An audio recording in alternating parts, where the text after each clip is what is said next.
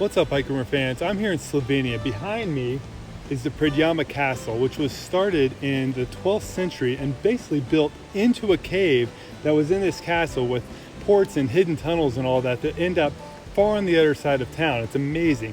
It wasn't finished until the 19th century, and it's passed through several generations. So if you want to learn more about that, make sure you watch our Where to Ride Slovenia video, which shows off a full week of gravel riding and exploring from the coast all the way to the mountains and some amazing scenery. Here right beside me is the all-new Niner MCR 9 RDO, one of the first, if not the first, full production, full suspension gravel bikes. So let's take a look at this. When Niner heard about the trip that we were putting together, exploring the old gravel roads and mountains and everything of Slovenia, they jumped on board immediately and provided us with this and the new RLT9 RDO carbon rigid gravel bike. And we'll show you that in just a few minutes. Right now I want to tell you about this bike. The MCR is more than just a reconfigured 29er full suspension cross-country bike with drop bars. In fact, the suspension is laid out entirely differently from Niner's other full suspension bikes. It still uses their patented CVA suspension, which is incredibly efficient, but still does a great job of soaking up the small bumps, and for this bike in particular, focuses on absorbing the vibrations that you're going to find on the gravel road, and also dealing with the big hits from like a pothole or a rain gutter or the rain bars on the roads and things like that. Now, if you're a roadie that's converting to gravel, you might be saying, hold on, wait a second. How does all this suspension stuff work? Okay, let me explain. The MCR, which by the way stands for Magic Carpet Ride, uses an air spring for the rear and an air shock up front. Let's focus on the rear. Air springs are naturally progressive, which means it gets firmer the more it compresses. Niner overcame this by tweaking the leverage ratio so that it's more linear, meaning when you hit something big, it'll move through more of its travel more easily. In fact, they say if you bottom out a couple of times per ride, that's okay.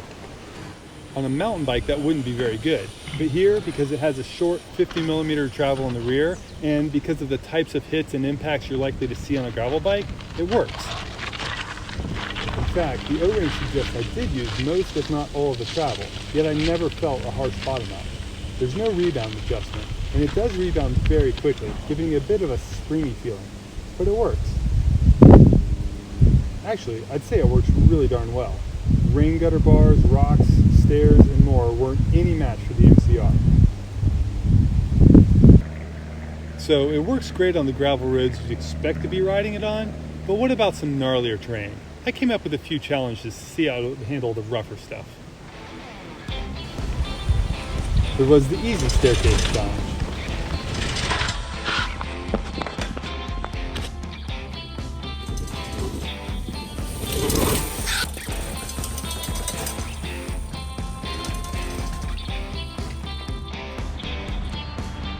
The dirt and log staircase challenge.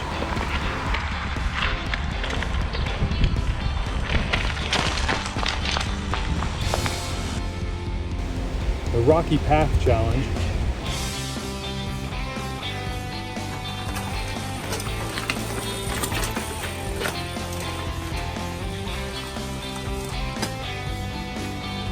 The really loose and sketchy rock staircase challenge.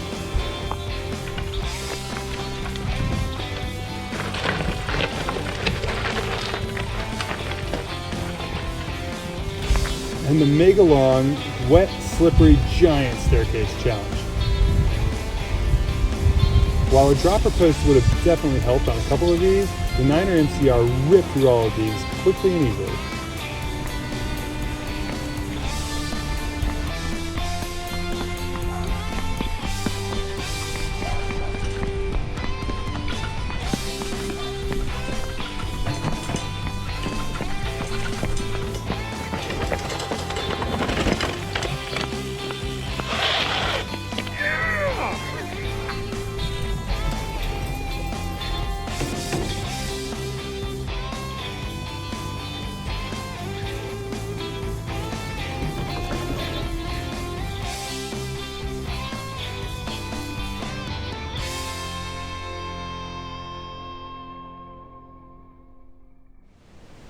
Okay, so if the suspension works great, what about the rest of the bike? Well, hold on a second. There's still a little bit more you need to know about the suspension. It does add weight. So before we added any of the Roswell frame bags, the Silka bottles, cages, the HT component pedals, or anything else that you see on the bike, things you need like, little Bontrager lights, a GPS cycling computer, because we all use those nowadays. The bike in this size 59 came in at about a little over 25 pounds. So that's, a few pounds heavier than a rigid gravel bike is going to be, especially something like the new lightweight RLT9. It's also worth noting that weight's not all coming from the bike. You're also getting probably about 1,300 grams extra weight from the suspension fork up front. And that's 1,300 grams on top of what a normal carbon fiber rigid fork would weigh. For rough terrain though, or if you'll be heading off-road, exploring single track, or taking some staircase shortcuts, the MCR might be the right bike for you. And you can lock it out and get a bike that comes pretty close to feeling properly rigid.